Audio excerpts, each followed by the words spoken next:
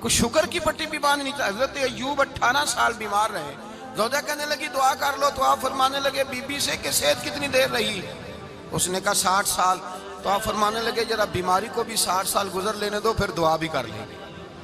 یہ دعا کی اللہ، یہ لفظ کہے اللہ نے صحت دے دی، تندرستی آ گئی. ایک دن گھر میں بیٹھے بیٹھے زوجہ کہنے لگی کہ ایوب یہ بتاؤ دکھ اچھے کہ سکھ؟ آپ فرمانے لگے سارے دن ہی اللہ کے ہیں پر دکھ بڑے اچھے تھے. مجھ سے پوچھو تو دکھ بڑے اچھے تھے. کہا کس طرح؟ تو حضرت ایوب فرمانے لگے جب میں بیمار تھا تو 24 گھنٹے میں ایک دفعہ میرا رب میرا حال پوچھا کرتا تھا. ایک دفعہ میرا اللہ پوچھتا تھا ایوب تیرا حال کیا ہے؟ فرماتے ہیں 12 گھنٹے تو لذت ہی رہتی تھی کہ میرے رب نے میرا حال پوچھ لیا ہے، اور اگلے 12 گھنٹے میں انتظار کرتا تھا مالک حال دوبارہ کب پوچھے گا. فرمانے لگے اب صحت تو ہو گئی ہے پر اب میرا رب میرا حال تو نہیں نہ پوچھتا. بھائی مشکلات جو ہوتی ہیں وہ تو تجھے سجا دیتی ہیں، سوار دیتی ہیں. تجھے یاد آتا ہے کوئی اپنا، جب تجھے درد ہوتی ہے نا، تکلیف ہوتی ہے، پھر تیرا دل کرتا ہے کوئی کندھا ملے جہاں میں سر رکھ کے رہوں. پھر اسی لیے تو کسی درویش سے کسی نے پوچھا تھا اپنا کون ہوتا ہے؟ تو کہا جو تجھے دکھ کے وقت یاد آئے وہ تیرا اپنا ہے. جو تجھے عین آزمائش کے وقت یاد آئے اور تجھے اس کا نمبر فوراً تیرے موبائل پہ چلنے لگے وہ تیرا اپنا سجن ہے جس کو تو دکھ کے وقت یاد کرے. تو بھائی مشکلات کے بعد جو اللہ آسانی دیتا ہے. حضرت ابراہیم کو آگ میں بھی پھینکا گیا، حضرت ابراہیم علیہ السلام کو ستایا بھی گیا، نکالا بھی گیا، لیکن جب ان مشکلات سے گزرے تو میرا رب فرماتا ہے وَإِذِ ابْتَلَىٰ إِبْرَاهِيمَ رَبُّهُ بِكَلِمَاتٍ فَأَتَمَّهُنَّ قَالَ إِنِّي جَاعِلُكَ لِلنَّاسِ إِمَامًا. کہا جب ابراہیم پورے اترے تو پھر ہم نے انہیں امام بنا دیا. یا اللہ کس طرح کی امامت دی؟ فرمایا میں نے اتنی اعلیٰ شان عطا کی ہے کہ اپنے لاڈلے رسول کو جناب ابراہیم کی نسل میں پیدا فرما دیا ہے. میں نے مصطفیٰ کو ان کی نسل میں پیدا کر دیا، قیامت تک کے لیے ان کا وقار بڑھا دیا. اللہم صلی علی محمد وعلی آل محمد کما صلیت علی ابراہیم وعلی آل ابراہیم. ان کی عظمت بڑھا دی اس لیے کہ جب وہ آزمائش سے گزر کر کے آئے پھر جو آسانی دی. میرے نبی پاک صلی اللہ علیہ وسلم نے دین ابراہیمی کی بہت ساری چیزوں کو رکھا. کہا میں ملت ابراہیمی پہ ہوں. جب کوئی مشکلات کو عبور کر کے آتا ہے، جب کوئی تکلیفیں سہ کر کے آتا ہے، اس کے لیے جو اجر ہوتا ہے، اس کے لیے جو پھر اللہ کتنی ذرا بڑی توجہ کیجئے گا. لوگ سمجھتے ہیں فلاں آدمی مشکل میں ہے تو شاید مشکل میں ہی رہے گا، فلاں آزمائش میں ہے تو شاید میرا اللہ فرماتا ہے ایک مشکل دے کے میں 2 آسانیاں بھی دوں گا. تم مشکل دیکھ رہے ہو، مشکل نہ دیکھو، وہ جو اس کو بعد میں آسانی آنے والی ہے، اور ڈبل جو میں اس پر نعمت کرنے والا ہوں اس کو دیکھو. حضرت یوسف کو بھائیوں نے کنویں میں ڈال دیا تھا، اور جب کنویں سے نکلے تو مصر کے بازاروں میں بکے، اور پھر زلیخا نے الزام لگایا تو حالات بگڑ گئے. حضرت یوسف کو جیل جانا پڑا. کتنی کٹھن زندگی تھی، لیکن میرے مالک کو کچھ اور ہی منظور تھا. کنویں میں گرنے والے، بازار میں بکنے والے، جیل میں جانے والے، الزام لینے والے جناب یوسف کو رب کریم نے اسی مصر کا بادشاہ بنا دیا. اللہ پاک نے اسی مصر کا حکمران بنا دیا. یاری تیری سونا ہے پر ازمیشاں تیریاں اگ. اے سونا پرکھیا جاوندہ ہی پہلو نال اگاں دے لگ. اس کے لیے تھوڑا سا جتن کرنا پڑتا، تھوڑے کٹھن حالات سے گزرنا پڑتا، تھوڑی آزمائشوں کا روپ دیکھنا پڑتا. ہم چاہتے ہیں کہ ہمیں چھیڑے کوئی نہ کوئی تکلیف نہ آئے، کوئی آزمائش. یہ ہو نہیں سکتا میرے بھائی. نامی کوئی بغیر مشقت نہیں ہوا. 100 بار جب عقیق کٹا تب جا کر نگی ہوا. ہم چاہتے ہیں کہ ہمیں کچھ بھی دقت نہ آئے، مشکلات نہ آئے. اور مشکلات تو انسان کو سنوارتی ہیں بھائی، وہ تو نکھارتی ہیں. کبھی پوچھا کرو جا کر کے کسی گندم کے دانے سے کہ تو کہاں سے ہو کے آیا ہے، کہاں سے نکل کے آیا ہے، تو وہ بتلائے گا کہ بڑے مشکل مراحل سے گزرا ہوں اور پھر اللہ نے مجھے طاقت دی ہے کہ میں انسان کے وجود کا حصہ بناؤں. تو بھائی کٹھن مراحل، آزمائشیں، تکلیفیں یہ انسان کو بڑا انسان بنا دیتی، یہ اس کے لیے ترقیوں کا پیش خیمہ ہوتی. ہمارے جوان پریشان ہو جاتے ہیں، عورتیں خاص کر کے اس بات پہ توجہ کریں، وہ بڑی جلدی غم لے جاتی ہیں. وہ کہتی ہیں جانے میرا کچھ ہوگا ہی نہیں، جانے میرا کچھ ہو ہی نہیں سکتا. میرے بھائی درجنوں اور بیسیوں لوگ ایسے ہیں جن کی اولادیں نہیں تھی لیکن نام ان کا ان سے بھی زیادہ ہے جو بڑے بڑے صاحب اولاد. حضرت خواجہ معین الدین اجمیری کو جانتے ہیں آپ لوگ؟ نہیں، جو جانتے ہیں وہ بولیں۔ جانتے ہیں جی؟ لو جی، کافی سارے جانتے ہیں، تھوڑے جی رہ گئے نا بابا۔ جانتے ہیں نا خواجہ صاحب کو؟ ان کے کسی بیٹے کو جانتے ہوں؟ نہیں جانتے، نہیں جانتے، نہیں جانتے آپ ان کے بیٹے کو۔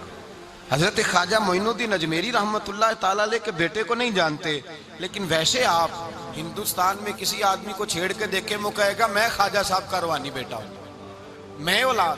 حضرت غوث اعظم رضی اللہ تعالیٰ عنہ کی اولاد کو کم لوگ جانتے ہیں، لیکن آپ ویسے کسی کو پوچھ کے دیکھیں 11ویں والا پیر کون ہوتا ہے، ہر آدمی ہاتھ اٹھا کے بتائے گا خدا کے فضل سے ہم پر ہے سایہ غوث اعظم کا، ہمیں دونوں جہاں میں ہے سہارا غوث۔ لوگ جھوم کے بتلائیں۔ میرے بھائی، یہاں لوگ پریشان ہو جاتے ہیں کہ اولاد ہوگی تو یہ ہوگا، فلاں ہوگا تو یہ ہوگا۔ بھائی ایسی کوئی بات نہیں۔ میرے پاس پیسے ہوتے تو میرا ابا بیماری سے فوت نہ ہوتا۔ جو مالدار ہوتے ہیں تو کیا وہ بچ جاتے ہیں؟ حضرت اسرائیل انہیں چھوڑ جاتے ہیں؟ او خدا کے بندے، تو کیسی بات کر رہا ہے؟ یاد رکھ، یہ جو آزمائشیں ہوتی ہیں، یہ جو تکلیفیں ہوتی ہیں، یہ جو تھوڑے سے مشکل حالات ہوتے ہیں۔ حضرت یونس علیہ السلام کی دوستی ہوگی حضرت جبریل امین سے، تو جناب جبریل ملنے آئے۔ حضرت یونس علیہ السلام فرمانے لگے جبریل میرا دل کرتا ہے مجھے اس بندے کی ملاقات کرا جو اللہ کا سب سے زیادہ عبادت گزار بندہ ہے۔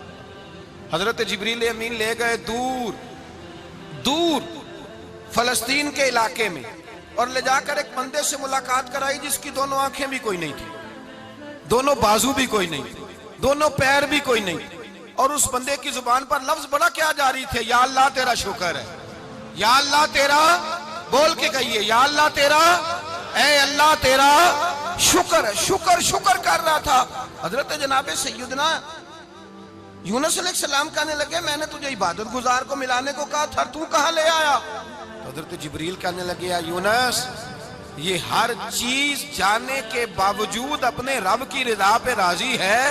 اس وقت دنیا میں نبیوں کے بعد جس سے اللہ سب سے زیادہ پیار کر رہا ہے وہ یہی بندہ ہے، یہ اپنے رب کی رضا پہ راضی ہے۔ اے تن میرا کنگی ہووے تے میں زلف سجن دی واواں، تے پوش میرے دی جتی بن جائے تے میں یار دی قدمی آواں، مارو مارو مینو مار مکاؤ کوئی عذر نہ پیش لے آواں، تے جے سونا ہی میرے دکھ وچ راضی، جے سونا ہی میرے دکھ وچ راضی، جے سونا ہی میرے دکھ وچ راضی، تے میں سکھ نو چلے ڈاواں۔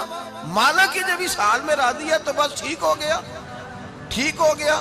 وصل اچھا ہے نہ فراق اچھا ہے، بس جس حال میں محبوب رکھے وہی حال اچھا ہے، بس جس حال میں انہوں نے رکھا بات ٹھیک ہو گئی۔ اس میں اب انسان شکوہ کرتے پھرے کہ یہ کس طرح ہے وہ کس طرح، اپنے آپ کو مطمئن رکھا ہے۔ مشکل کے بعد جو آسانی حضرت لقمان حکیم، ان کے نام پر قرآن مجید کی پوری سورت ہے۔ حضرت لقمان حکیم علیہ رحمہ آپ اپنے بیٹے کو نصیحت کر رہے تھے، کہنے لگے بیٹا کو مشکل آئے تو گھبرانا نہیں، کوئی مشکل آئے تو کرے بیٹوں کو سمجھ آ جائے کہ مشکل آئے تو، سمجھ آ رہی ہے بات کی، مشکل آئے تو۔ اور کیا خوبصورت جملے، بیٹے کو بٹھا کے کہتے ہیں بیٹا چھوٹی مشکل آئے گی تو اللہ بڑی مشکلات آسان کر دے گا، سمجھو چھوٹی مشکلات آئیں تو اللہ نے بڑی مشکلیں اس نے آسان کر دی۔ اور آپ کو بتاؤں اصل انسان ہوتا ہی وہ ہے جو مشکلوں میں جینے کا ڈھب سیکھ جاتا ہے، وہ بن جاتا ہے جو کرب کے حالات میں جینے کا سلیقہ سیکھ جائے۔ اپنے بچوں کو یہ سمجھانا، حضرت لقمان بیٹے مشکل آئے تو گھبرانا نہیں، بڑی کو ٹال دیتی ہے، وہ نیکی کا اور آسانی کا پیش خیمہ ہوتی ہے، اللہ اس کے بعد آسانی سمجھا رہے ہیں۔ کچھ دنوں کے بعد کہنے لگے آؤ فلاں اللہ کے نبی کی ملاقات کو چلیں، فلاں نبی علیہ السلام سے ملنے چلتے ہیں۔ اس زمانے میں جو نبی تھے ان سے ملنے چلے گئے۔ بیٹے کو بات یاد تھی، گھوڑے پہ بیٹھے، امام ابن جوزی نے اس کو لکھا ہے، گھوڑے پہ بیٹھے تھے دونوں کے پاس گھوڑے تھے۔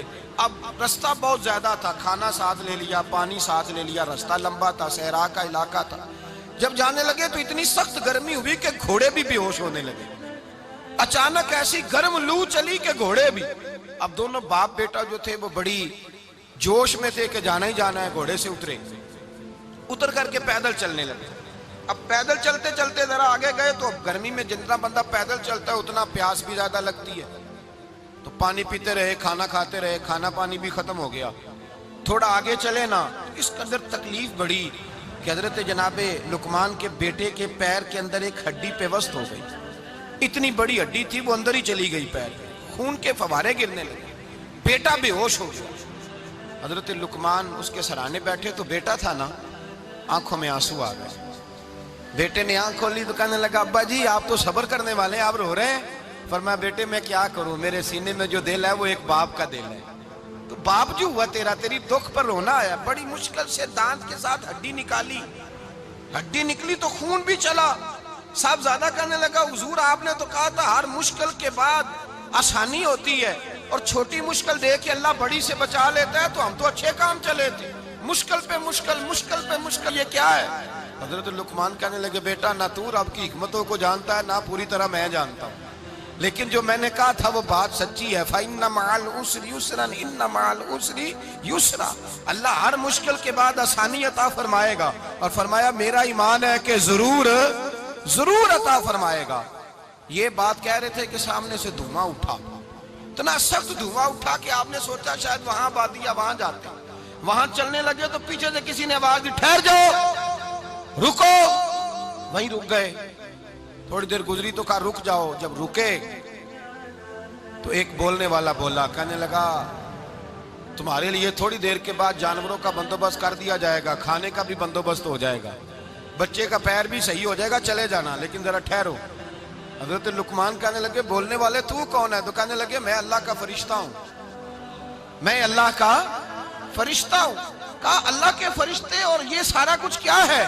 تو فرشتہ کہنے لگا اصل بات یہ ہے کہ سامنے بستی پر مجھے عذاب نازل کرنے کا حکم ملا تھا، آپ بڑی تیزی سے آ رہے تھے، میں نے رب سے دعا کی کہ اللہ اس باپ بیٹے کی غلطی کوئی نہیں، مہربانی فرما۔ رب نے پہلے آپ کو صحرا میں الجھایا، پھر میری دعا کی برکت سے آپ کے گھوڑے ٹھہر گئے، پھر میری دعا کی برکت سے آپ کا پانی ختم ہوا، پھر میری دعا کی برکت سے آپ کے بیٹے کو زخم آیا، پھر میری دعا کی برکت سے سامنے سے دھواں اٹھا۔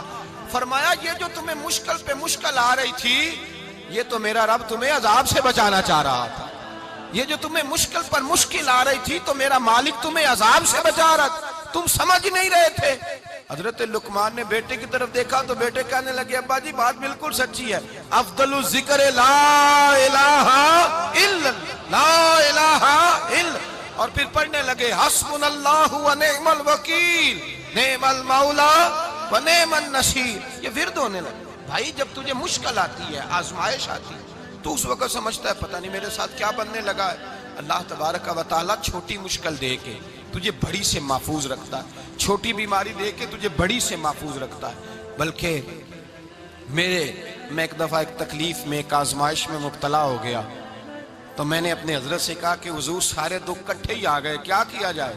تو آپ فرمانے لگے بڑے خوش نصیب ہو، جوانی میں اللہ نے دکھ دے دیے، بڑھاپے میں آئے تو برداشت نہیں ہوتے، یہ تو بڑے وقت پہ آ گئے، شکر ادا کرنا چاہیے، اس زمانے میں برداشت نہیں ہوتے، اب آسانی ہے، ان کو برداشت کرو، ہمت کرو۔ میرے بھائی یاد رکھیں آزمائشیں، تکلیفیں آپ کو بڑا کرنے کے لیے آتی ہیں۔ ہم آزمائش کو برا جانتے ہیں، دکھ کو برا جانتے ہیں، دکھ تو بڑے پیارے ہوتے ہیں، یہ رونے کا سلیقہ سکھاتے ہیں، یہ اللہ کو منانے کا طریقہ سکھاتے ہیں، یہ مسجد میں جانے کا۔ وہ جو سکھی بندہ ہے نا، سکھی، مجھے ایک صاحب کہنے لگے دو قسم کے لوگ مدینے سے آتے، مدینہ شریف پوچھنے لگے، کہنے لگے حضرت جی دو قسم کے بندے ہیں، کچھ واپس جاتے ہوئے تڑپ رہے ہیں، کچھ تصویریں کھینچ رہے ہیں رخصتی کے وقت، فرق کیا ہے؟ تو میں نے کہا وہ جو تصویریں کھینچ رہا ہے وہ امیر آدمی ہے، اسے پتا ہے کہ میں پھر ٹکٹ لے لوں گا، مہینے کے بعد پھر آ جاؤں گا، اور یہ مدینہ چھوڑتے ہوئے تڑپ رہا ہے، یہ کوئی غریب ہے، یہ کہہ رہا ہے پتہ نہیں دوبارہ موقع ملے کہ نہ ملے، یہ دکھی ہے، یہ آزمائش میں دکھی۔ سکھی بندہ تو مکے جا کے نہیں روتا، وہاں بھی کھڑا ہے، ڈٹ کے کھڑا، دکھی کوئی نہیں تو روئے کیسے؟ روئے کیسے؟